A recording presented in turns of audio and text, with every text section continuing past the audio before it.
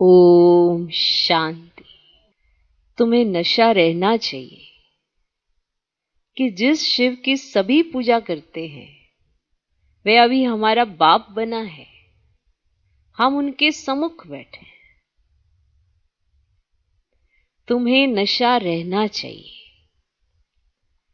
हमें एक दिन नशा चढ़ता है, दूसरे दिन उतर जाता है, या एक दिन में भी आधे दिन चढ़ता है, आधे दिन नहीं रहता।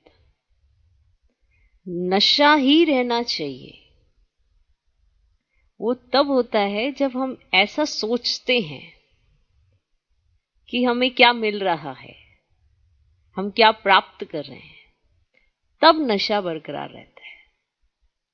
नशा कम होने का कारण ही है कि हमारा चिंतन जो है श्रेष्ठ नहीं है। हमारा चिंतन जो होना चाहिए, जो हमें प्राप्त हो रहा है, उस पर नहीं है। बाबा रोज रोज एक बात कह रहे हैं कि तुम्हारे सम्मुख कौन है, तुम्हें पढ़ा कौन रहा है। आप कभी सोच के देखो, भगवान को रोज ये बात क्यों बतानी पड़ती है?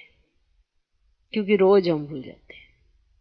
वरना एक बार जिसको ये बात समझ आ गई कि भगवान तुम्हारे साथ है, उसका हाथ तुम्हारे हाथ में है, तुम उसके सम्मुख बैठे हो, वो तुम्हें पढ़ा के लायक बना रहे हैं। हम नालायक थे, आज लायक बनने की पढ़ाई पढ़ रहे हैं, तो लायक तो बनेंगे। पर नशा कि हम कैसी पढ़ाई कर रहे हैं, भगवान पढ़ा रहे हैं, सम्मुख बैठे हैं, जो नशा हर रोज होना चाहिए। अगर वो स्वाभाविक नशा रोज रहने लगे तो भगवान को कहना ना पड़े, ये याद कराना ना पड़े। अगर उन्हें याद कराना पड़ रहा है क्योंकि हम भूल जाते तो कराना पड़ रहा है। कोई भी गलती हम करते हैं तो किसी को समझाना पड़ता है। अगर हम भूल ही नहीं करते, गलती नहीं करते, तो किसी को क्यों समझाना पड़ता है? कोई नहीं समझाता। अगर आप कार्य भी अच्छा कर रहे हो, सब कुछ अच्छा कर रहे हो, तो क्यों कोई समझाएगा, क्यों कोई बताएगा? हम संगम युग पर हैं। कलयुग की परछाई आज भी स्वभाव संस्कार में दिखाई पड़ती है। आज भी कलयुग के लक्षण जीवन में नजर आते हैं। इसीलिए उन्हें समझाना पड़ता है कि अपने अनादि और आदि संस्कारों को याद करो।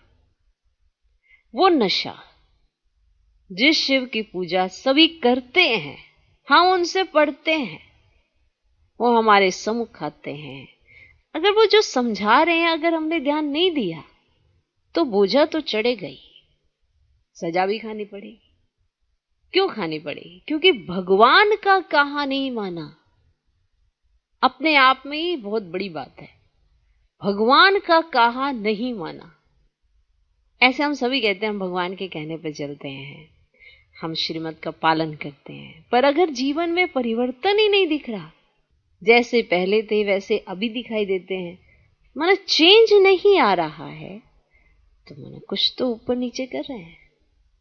ये नशा कि कौन तुम्हें पढ़ाते हैं, कौन तुम्हारे सम्मुख आते हैं, ये नशा अपने आप में बहुत बड़ा नशा है।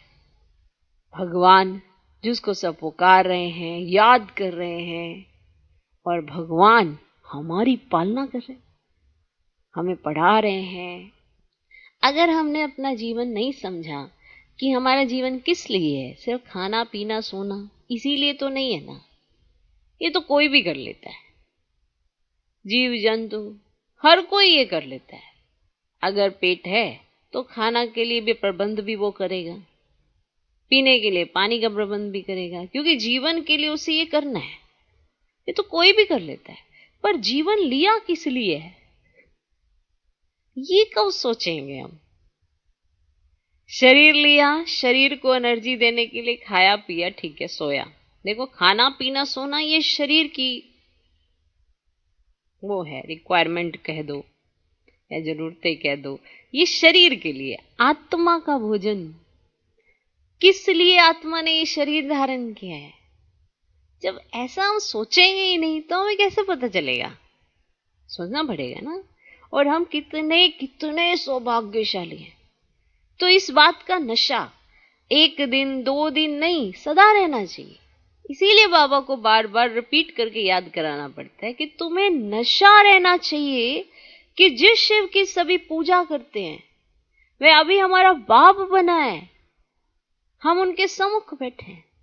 ये छोटी बात तो नहीं है कि हम उनके सम्मुख बैठे हैं, लेकिन जब हमारे सिर पर विकर्मों का बोझा होता है ना, तो ये बात भी बड़ी नहीं लगती है, इसे साधारणता में ले लेते हैं।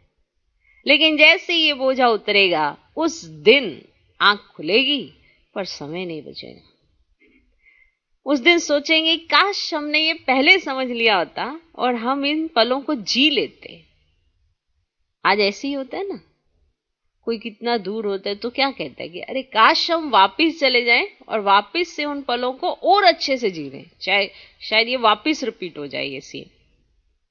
क्यों? क्योंकि वो हमारा बीत गया है और हमें पता है कि जो हम उस समय कर सकते थे वो हमने व्यर्थ में जाके गवा दिया।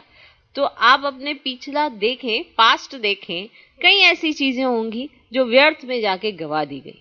तो वर्तमान तो ना गवाएं, कहीं भविष्य में फिर से पछताना पड़े। तो इसीलिए ये फीलिंग है ना कि सम्मुख हम बाप के बैठे हैं, भगवान के बैठे हैं, अपने आप में कितना नशा होना चाहिए, कितना नशा होना चाहिए। वो नशा जो आपके चेहरे पे दिखाई दे, वो खुशी जो आपके जीवन में नजर आए, वो अतीन्द्रिय सुख जो आपके सम्मुख कोई भी आए उसको भी उस चीज की भासना आए कि हाँ रियल में ये है जीवन। ओम शांति।